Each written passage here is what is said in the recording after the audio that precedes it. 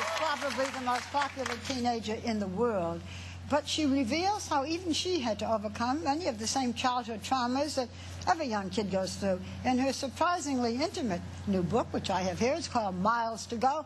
Please welcome Miley Cyrus.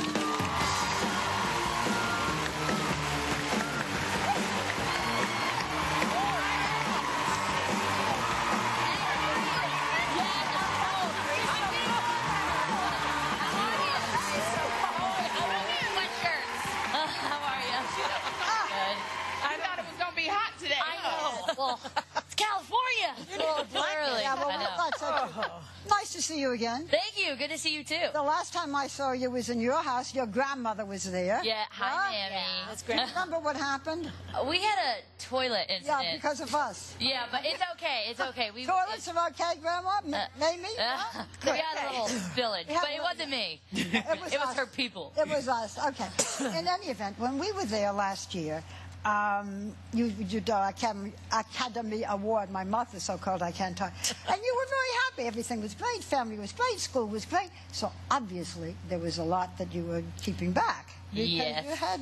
It wasn't always such a perfect childhood. Right, which I kind of like explain in my book mostly because I felt like that was a time that I could say more of what I want to say without, you know, people taking only quotes. It's easy for magazines to look at different interviews and different things that I do and pull quotes. So this was one where I had complete and total control, and I was writing with Hillary Lifton, who totally only wanted the best for me and wanted me to say what I needed to say. So I felt like it was a perfect time kind of to put everything, and, you know, everything is great, and I live like a great life, and I'm definitely not complaining, but, you know, it's definitely something that was hard. Like, growing up wasn't as easy as it seemed. Do you still have your own wing in your own house?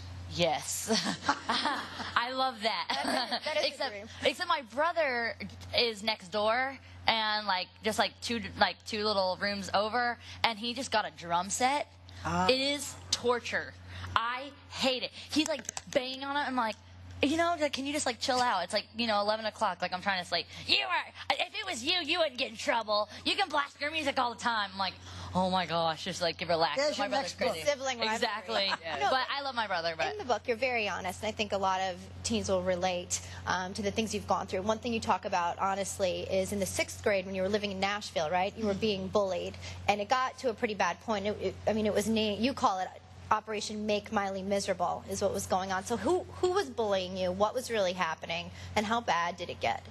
Well, the reason that I chose to talk about it was because I definitely didn't want to, you know, like scare kids, especially the ones that were reading this sometimes haven't gone through that yet, haven't been to middle school or been to high school, so they didn't get it. So I kept it pretty I kept it detailed but still kind of like vague without getting too specific and too like scary. But it was just more of me trying to tell kids that what I don't want to happen is them get to that point that I was at. I mean, like I say one thing, like getting locked in the bathroom. That's something that is really scary, but it's definitely not the worst thing that ever happened. There was times where, you know, so many different people would get involved, and it just got really difficult. So did you go to a teacher? I forget how. I went to, well, my dad was being a snoop and heard me on the phone, and he went to the principal, and then it turned out that, you know, there had been past things before, and so then it started getting too big, and I'm like, you know, I'm ready. I don't want to start getting involved with police and all this stuff. I want to like back out, you know. And so then I start getting scared, and then, you know, that's kind of the best thing to do, honestly, is like don't be scared to be scared. Were you the only one that was getting picked on, or were other girls too? I was the main one, but there was definitely other things, and I think most of it was a lot of like the whole, you know, well, we'll keep you safe, because they were the bigger girls, they were the tough girls, so we'll keep you safe if you're not friends with Miley, and this and that. And I remember this one day, it was lunchtime, and we had assigned seats because it was like, you know, things were getting so out of control that people weren't even allowed to sit near each other. And it was assigned seat day, and you could choose your assigned seat, but wherever you sat, that was where you were for the rest of the year, and no one sat with me. So for the rest of the year, I sat alone every day. And so that's the scariest part, just being alone. Yeah. You know, you were just jealous of you because your father was rich and famous? Well, that's kind of like the way I think about it now, but you never think of that when you're in the situation. Sure. You had said that, you know, when you found out you were going to be Hannah Montana, you wrote that you were thinking, get me out of here, get me away from these girls. And then you said that it felt like God had saved you from an impossible situation. So now that you are on Hannah Montana, you've had your success, is there anything you'd like to say to those girls who bullied you?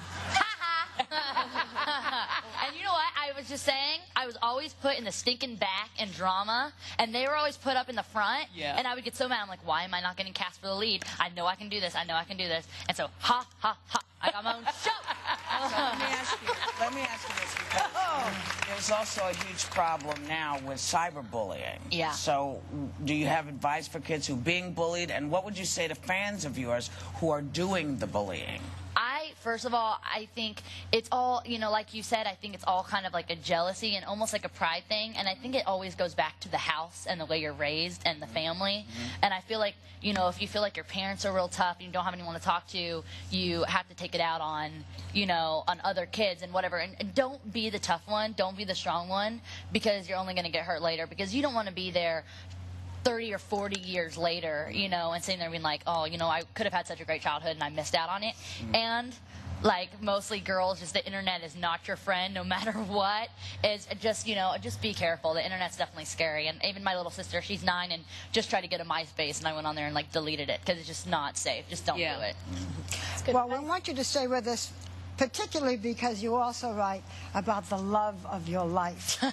I think I interviewed the love of your life just recently. We'll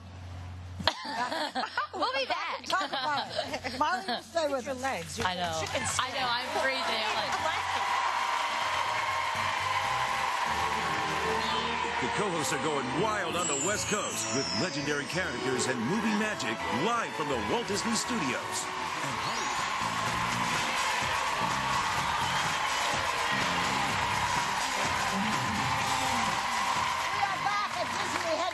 With Miley Cyrus, who's talking to us about her new book, Miles to Go. Okay, in the